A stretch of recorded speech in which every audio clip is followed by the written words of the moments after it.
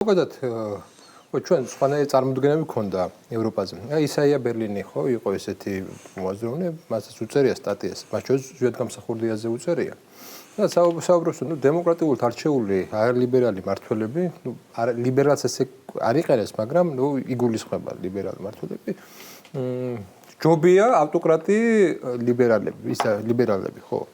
მათთვის დემოკრატია იყო ყოველთვის ლიბერალურ პროექტთან დაკავშირებული, იმიტომ რომ შეიძლება დემოსმა არასწორ პოპულისტი აირჩიოს. ხო, სხვა ისეთი აირჩიოს. ეს აზრი აქამდე ძალიან ცნობილი იყო, აი ჩვენთან იყო, აი ჰაიეკი ხო, გზამონებისკენ, ფრიდმანი და ეს ნეოლიბერალური სკოლა, რომელიც ამბობდა, რომ კი, აი ჩილეში მაგალითად რაც მოხდა, ხო?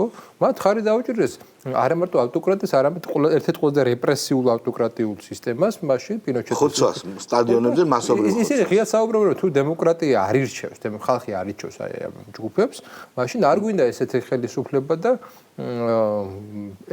ეს მათი ბუნებრივი მდგომარეობა რუმინეთში კი არ გააკეთა. აი დღეს რუმინეთის მაგალითი არის ყველაზე ესეთი მნიშვნელოვანი რამ, რომ მეორე მხრივ აი ისე დავსვათ შეკითხვა, ცოტა იმათი პოზიციიდანაც დავსვათ რა. ჩვენ ვქნით რაღაც ახალ პოლიტიკურ სისტემას, ხო? ჩვენ ვინ? ევროპელები. აი ევროპული პოზიციებიდან შევხედოთ და შენ ახლა რაღაცა სხვანაირი წარმოდგენა გაქვს თუ რაღაცა ეგ არ მაინტერესებს რა. ეს შეიძლება ისე მოქმედო, როგორც ჩვენ პოლიტიკურ პროექტს უნდა. მაშინ შენ ძალა უნდა გეყოს იმისა, რომ იქ გადატრიალება მოახდინოს. ამათ არ ყოფნით უკვე ძალა. აი აქ უკვე მაშინ ძალაზია. აქ უკვე შემოდის აი ეს ქედმაღლობა, დამღუპველი ქედმაღლობა, როგორ ბედავთ, ხო? აი როგორ ბედავთ, სადაც უკვე აი ჯანგოშია ტარანტინოს ფილმში არის, როგორ ბედავ შენ ესე მოიქცე და ძალა უკვე იმ მომენტში აღარა აქვს იმ თეთრებს იმას აქვს შავკანიანს აქვს ის ძალა და არ აღიარებ მოწინააღმდეგეს, არ აღიარებ შენ ესე იგი არაძლევ იმ სტატუსსაც კი მოწინააღმდეგეს, რომ მას შეიძლება გააჩნდეს საკუთარი დამოუკიდებელი აზრი. აი ეს ქედმაღლობა რომ არ აძლევს შენ სხვას იმის ესე იგი უფლებასაც კი რომ მას შეიძლება საკუთარი ეგზისტენცია გააჩნდეს და მხოლოდ ელაპარაკები რაღაც მორალური პოზიციებიდან პედესტალიდან ეს ყველა იმპერიისთვის დამახასიათებელი იყო, რომაელებისთვის დამახასიათებელი იყო და რა ვიცი, ყველა დაცემის პირა იმპერიისთვის იყო დამახასიათებელი. სწორედ ეს არის ერთ-ერთი მიზეზი, რატომაც იმპერია ეცემა რა. ისინი რეალობას აღარ ხედავენ, აღარ აღიარებენ სხვას არ აღიარებენ, სწორედ ამაში მდგომარეობს, ხო?